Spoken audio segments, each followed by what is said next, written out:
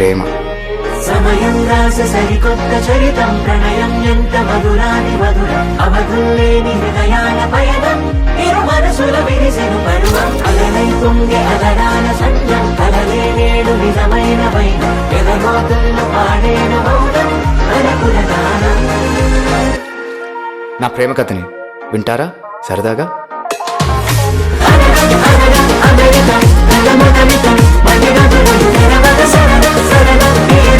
సాగేరుగా